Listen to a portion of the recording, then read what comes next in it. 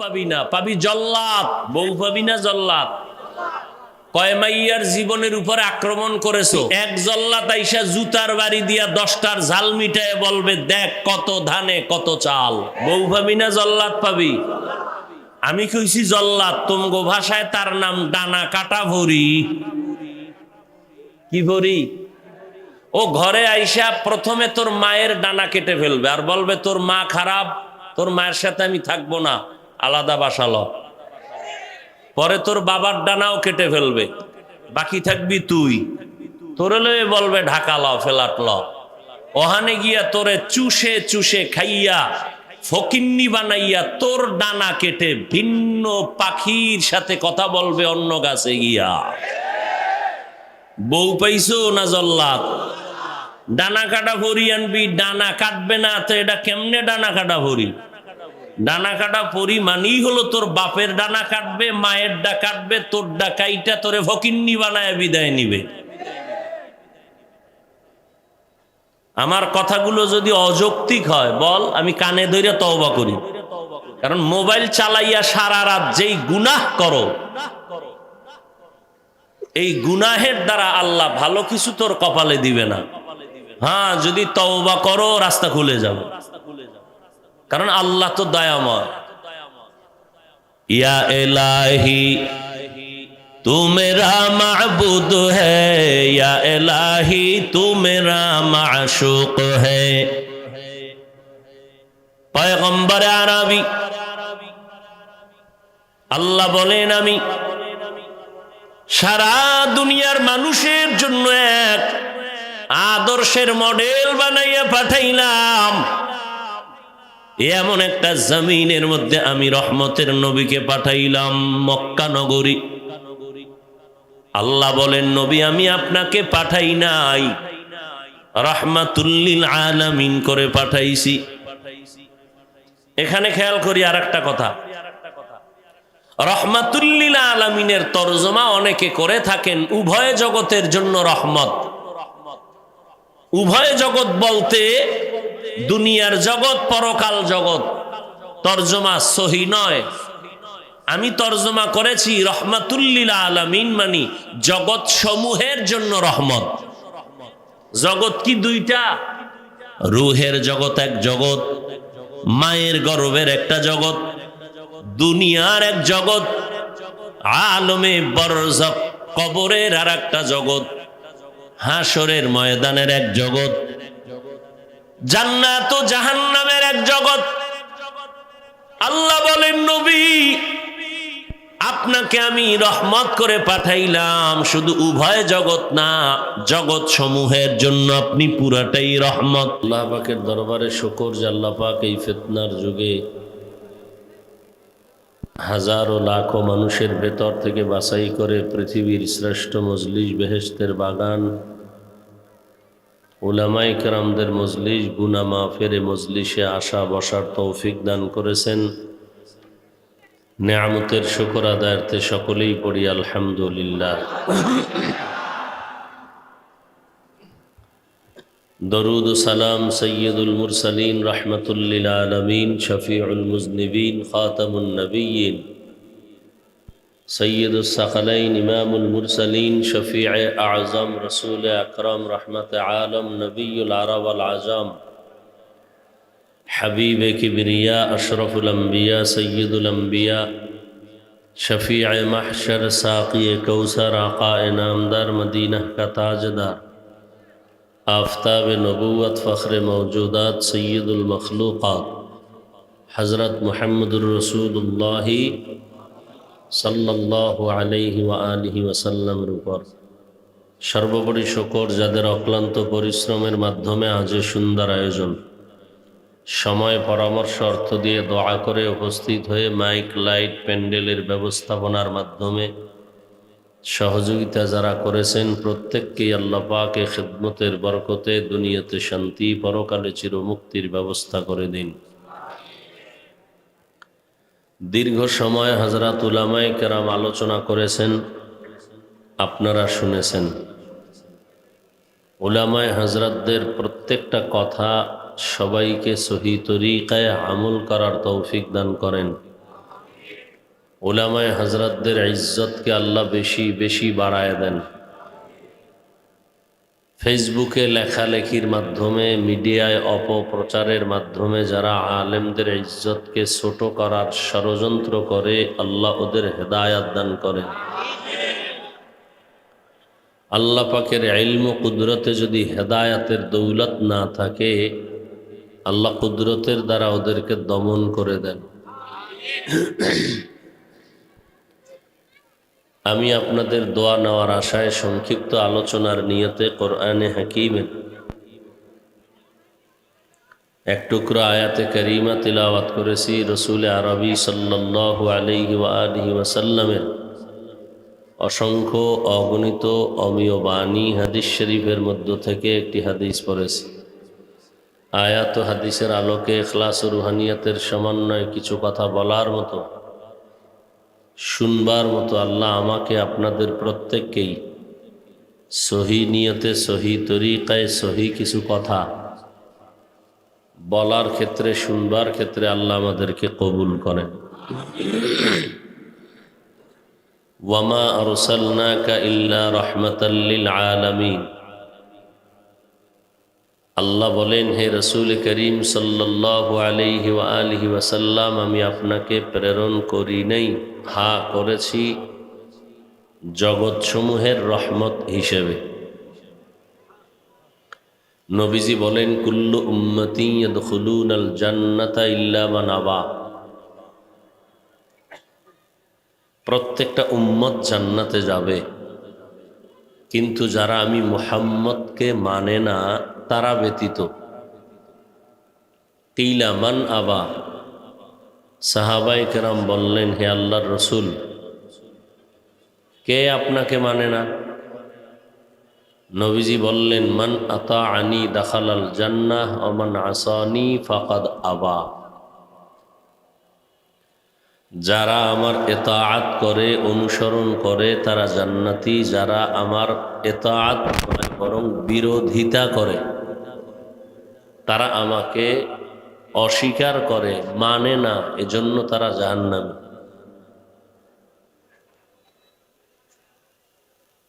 দেড় হাজার বছর আগে স্পষ্ট নবীজি স্কেল দিয়ে দিছেন, কে নবী মানে, কে মানে না। কোনো মুফতি সাহেবের ফতোয়া নেয়ার দরকার নেই। আল্লাহর রসুল পৃথিবীর শ্রেষ্ঠ মুফতি, তিনি স্পষ্ট করে বলে গেছেন কে রসুলকে মানে, কে রসুলকে মানে না। নবীজি বললেন, আমার অনুসরণ যারা করে তারা আমাকে মানে, জান্নাতে যাবে।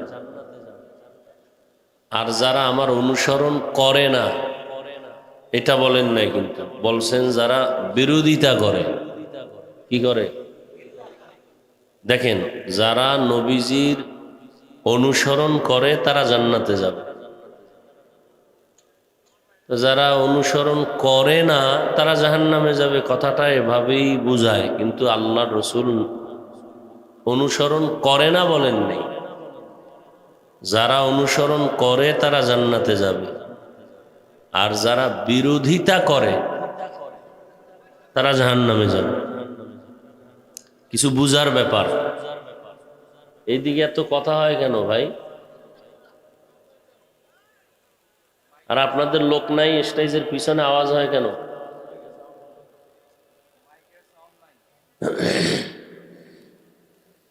ভালো মাইক তো, খুব খেয়াল করি। একজন আর একজনের প্রতি আকৃষ্ট হওয়ার রাস্তা দুইটা। কয়টা? একটার নাম মুহাব্বত, আর একটার নাম ইতাআত। মুহাব্বত অর্থ ভালোবাসা, ইতাআত অর্থ অনুসরণ করা। মুহাব্বত অর্থ ভালোবাসা, ইতাআত মানে অনুসরণ করা, অনুকরণ করা। তো নবীকে কারা মানে, কারা মানে না? নবীকে ভালোবাসে তারা মানে, বিষয়টা কিন্তু এমন না। কথা ছোট, কিন্তু অনেক কিছু বুঝাবার ব্যাপার। নবী বলেন নাই যে আমাকে ভালোবাসলে সে জান্নাতি, বরং নবী বলছেন আমার অনুসরণ যারা করে, অর্থাৎ মোহাব্বত না কি ইতাআত, অনুসরণ, তারা জান্নাতি। আবার যারা অনুসরণ করে না তারা জাহান্নামী, এটাও বলেন নাই, বরং যারা বিরোধিতা করে তারা জাহান্নামী। মোহাব্বত বা ভালোবাসা এটা সফলতার চূড়ান্ত পুঁজি নয়, সফলতার চূড়ান্ত গুণ হলো, পুঁজি হলো ইতাআত, অনুসরণ।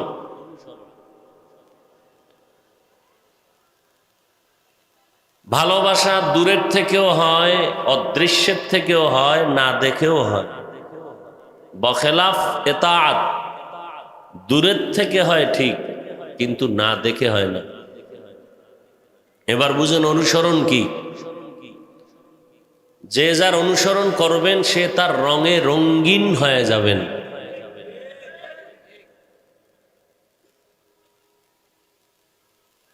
যে নবীর অনুসরণ করবেন সে নবীর আদর্শে আদর্শবান হবেন, নবীর রঙে রঙিন হবেন। যে আল্লাহর অনুসরণ করবেন সে আল্লাহর রঙে রঙিন হয়ে যাবেন। তবে ভালোবাসা আর অনুসরণের মধ্যে ব্যবধান কত? সফলতার চূড়ান্ত পুঁজি হলো অনুসরণ, ভালোবাসা নয়। আর ভালোবাসার জন্য দেখতে হয় না, দূরের থেকে না দেখে ভালোবাসা হয়, কিন্তু অনুসরণটা না দেখে হয় না। যেমন অনেক যুবক চুলগুলো আঁকা বাঁকা কেটে রাখছে। এই চিল্লাইবেন না, এটা কি হাসি তামাশার প্যান্ডেল না কান্নার প্যান্ডেল? হাসলেন কেন? কি আমি হাসির কিছু বলছি? তো হাসলেন কেন? কেন হাসছেন? এই বিষয়ে রাসূল ১৫০০ বছর আগে বলে গেছেন, লা ইমানা লিমান লা হায়া আলা, যাদের লজ্জা নাই ওদের ঈমান নাই। আর যার লজ্জা নাই ওর কাছে লুঙ্গি পরা আর ল্যাংটা থাকা সমান মনে হয়, ওর কাছে কান্না করা হাসি দেওয়া সমান মনে হয়।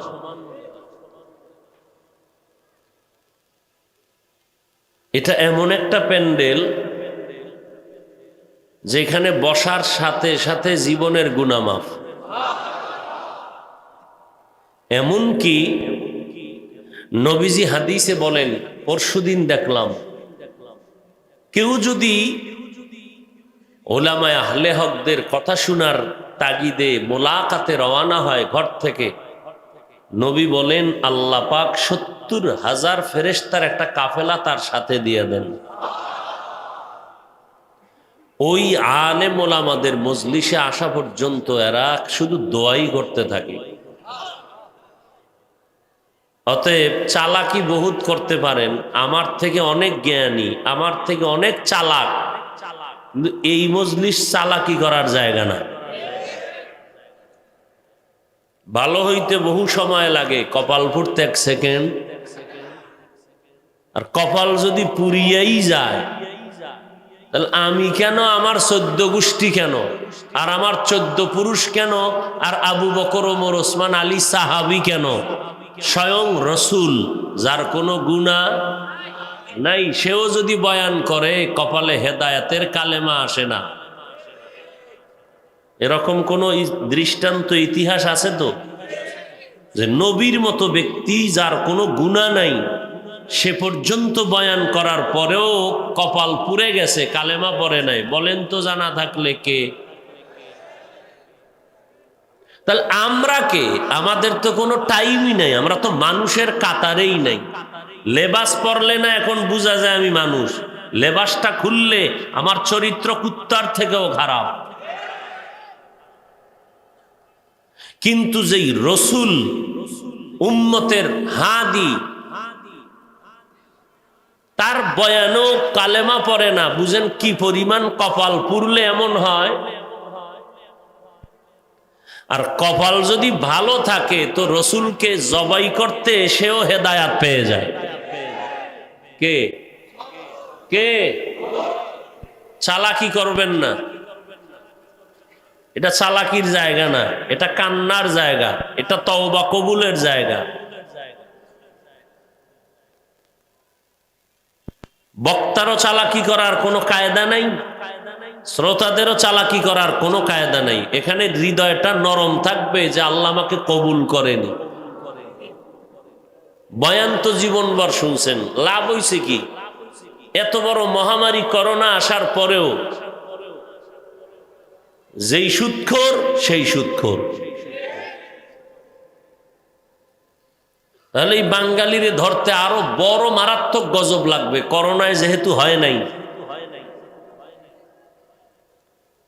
আগের সেই বেপর্দাওয়ালা এখনো বেপর্দাওয়ালা, আগের জালেম এখনো জালেম। বয়ান তো আপনারা কম পারেন না। বয়ান আপনারা না পারলে আমাকে ভুল ধরেন কেমনে? অনেক বয়ান আপনারা পারেন, অনেক জ্ঞান, কিন্তু ফলাফল কি? সব জিরো। এই যে এত মানুষ, মনে হয় যেন আজকের ওয়াজ কামিয়াব, অথচ অধিকাংশ মানুষ এখানে আছে ফজর পড়ে নাই, জহুর পড়ে নাই, আসর পড়ে নাই, মাগরিব পড়ে নাই, এশা পড়ছে কিনা আল্লাহ ভালো। বাইরে গিয়ে তো চাপাবাজি করবেন, সর্বনাশ। চমৎকার বয়ান, মোনাজাতে কানসুনি, বাফে কান্দে না আমি কেন কি? অথচ কান্নার প্যান্ডেল এটা, কান্নার চিন্তাই নাই। কপাল এত পরিমাণ পুরছে, নিজেও কাঁদে না, কেউ কাঁদলে তা পছন্দ করে না। আল্লাহ হেদায়াত দান করুন।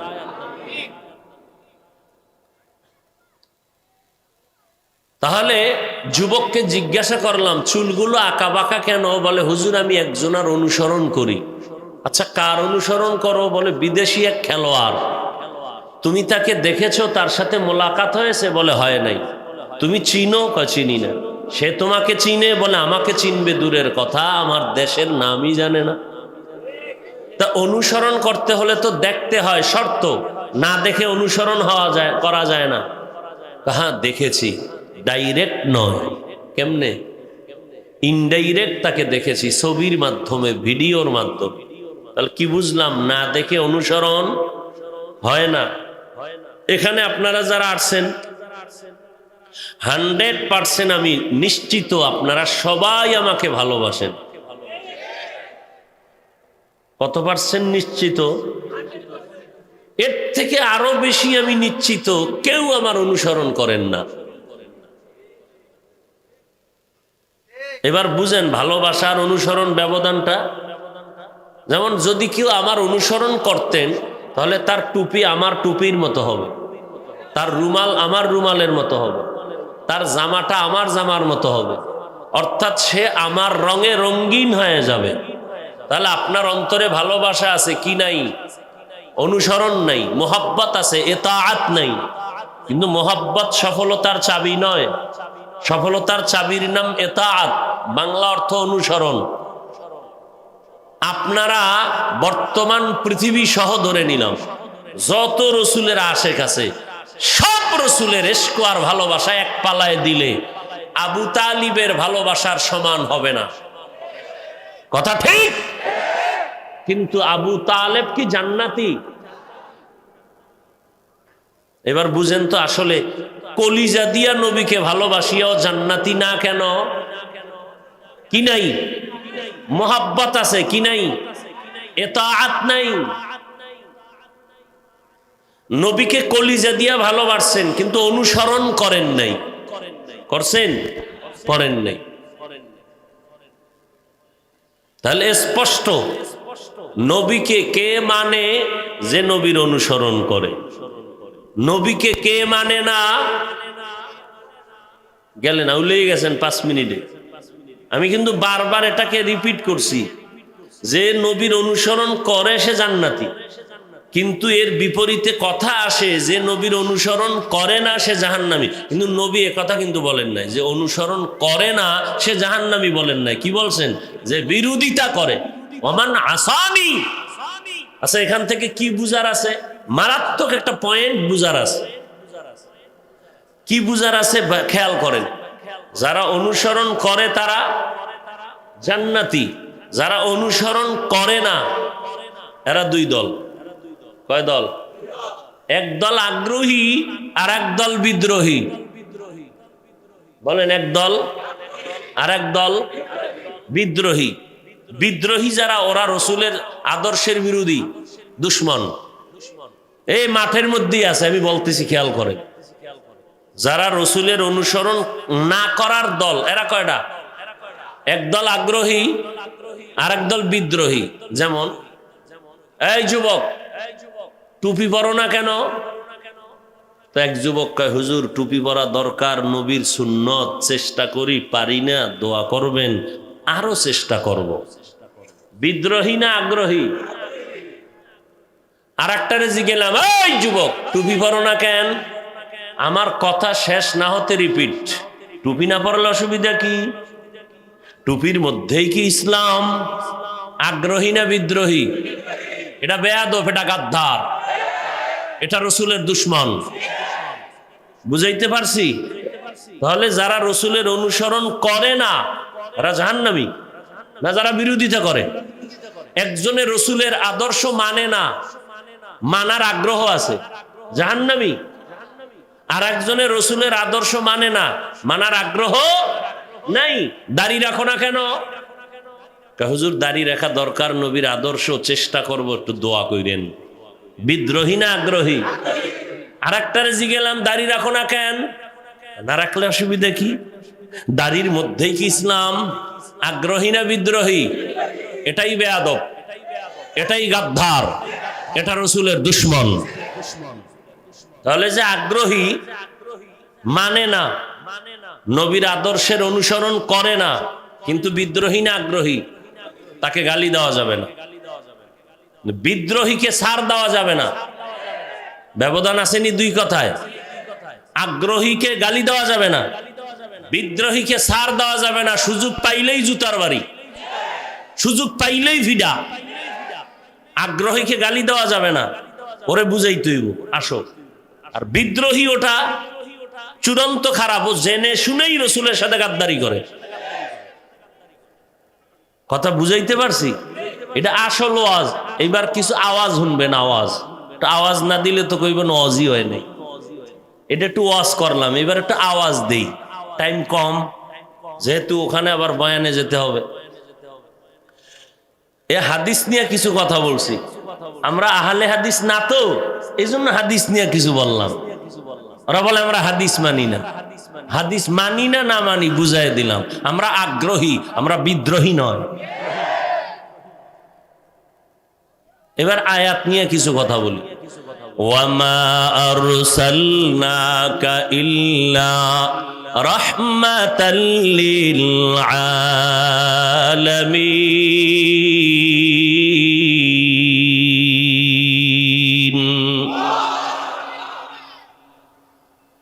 নবীরে কে মানে কে মানে না, এটার বুঝার জন্য কি মুফতি সাহেব লাগবে? মোটামুটি বুঝাইতে পারছি তো? আল্লাহ আমাদের সবাইকে রসুলের সুন্নত আদর্শের অনুসরণের তৌফিক দান করেন। যুবকদেরকে একটু প্রশ্ন করেই ফেলি এক মিনিটে। যুবকেরা বলো তো, আমার রসুলের থেকে দামি কোন মুফতি, কোন মুহাদ্দিস, কোন মুফাসসির, কোন মুবাল্লিগ, কোন মুজাহিদ, কোন দার্শনিক, কোন কলামিস্ট, কোন বৈজ্ঞানিক পৃথিবীতে ছিল? তাল মিলায়ও না, বুঝা শুনা কইও। এখন আছে, ভবিষ্যতে আসবেন, সবাই একমত? তাহলে আমার নবী সৃষ্টির শ্রেষ্ঠ, সবাই একমত। নাম্বার 2, নবীজির আদর্শ সুন্নতের বাহিরে আর কারো কাছে কি আরো সুন্দর আদর্শ আছে? নাই, সবাই একমত। তাহলে নবীর আদর্শই কি শ্রেষ্ঠ, কথা ঠিক? এবার যুবকেরা 3 নাম্বার জবাব দাও। ওই নবীর শ্রেষ্ঠ আদর্শের মধ্যে কি নখ কাটার নিয়ম আছে, চুল কাটার নিয়ম আছে? তুমি বেঈমানের পা চাটা গোলাম হয়ে চুল কাটলা কেন? কি একটা স্বার্থ হয়তো থাকতে পারে। একজনে দাঁড়ায় বলো, হাফিজ ভাই একটা স্বার্থের জন্য গেছি। কি? বেঈমানের লাইনে চুল কাটলে চোখের পাওয়ার বেড়ে যায়। একটার কথা ক, আল্লাহর কসম আমি বেঈমানের লাইনে যাব। একজনে দাঁড়ায় বল যে বেঈমানের লাইনে চুল কাটলে যৌবন বাড়ে, চেহারা সুন্দর হয়, স্বাস্থ্য ভালো থাকে, মাথা হিমেল থাকে। তাহলে আকাম কেন করছো বলো? রাস্তার ল্যাংটা পাগলেও তো নিজের ভালো বুঝে, আগুনে হাত দেয় না কেন? তাহলে ল্যাংটা পাগলও নিজের ভালো বুঝেনি, তুমি নিজের ভালোটা বুঝো না কেন? তোমার কাছে রসুলের সুন্নতের আদর্শ ভাল লাগে না? কি রসুলের আদর্শ ভাল লাগে না? লাগলে হেলে তুমি ওই লাইনে চুল কাটলা কেন?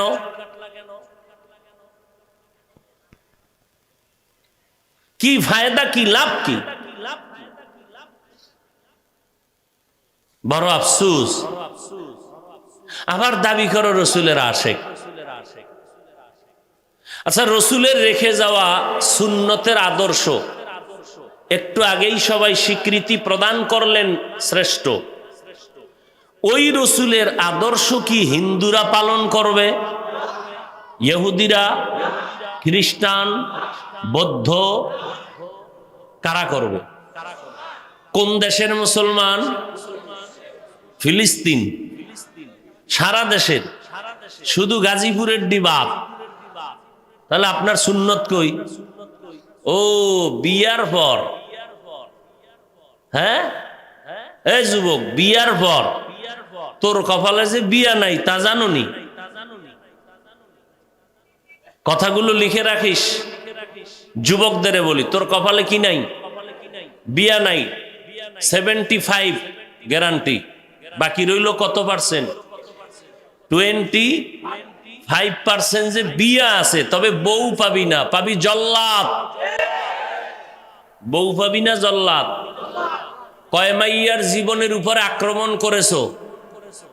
ওই এক জল্লাদ আইসা জুতার বাড়ি দিয়া 10টার ঝাল মিটায় বলবে, দেখ কত ধানে কত চাল। বউ পাবি না, জল্লাদ পাবি? আমি কইছি জল্লাদ, তোমগো ভাষায় তার নাম ডানা কাটা ভরি। কি ভরি?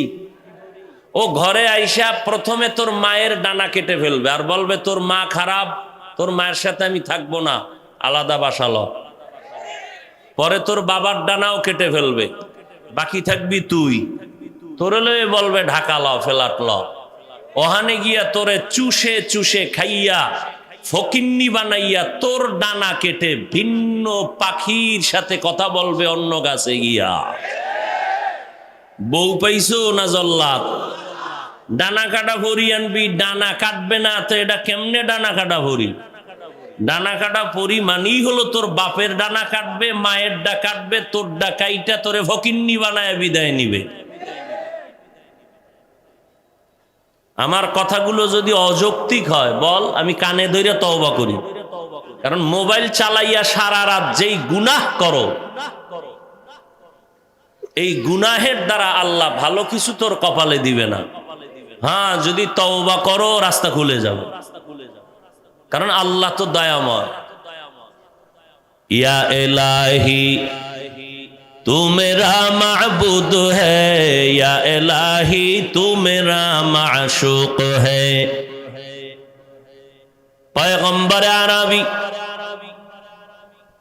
আল্লাহ বলেন, আমি সারা দুনিয়ার মানুষের জন্য এক আদর্শের মডেল বানাইয়া পাঠাইলাম।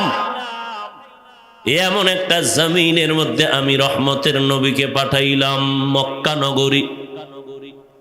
আল্লাহ বলেন, নবী আমি আপনাকে পাঠাই নাই, রাহমাতুল আলামিন করে পাঠাইছি। এখানে খেয়াল করি আর একটা কথা, রাহমাতুল আলামিনের তরজমা অনেকে করে থাকেন উভয় জগতের জন্য রহমত।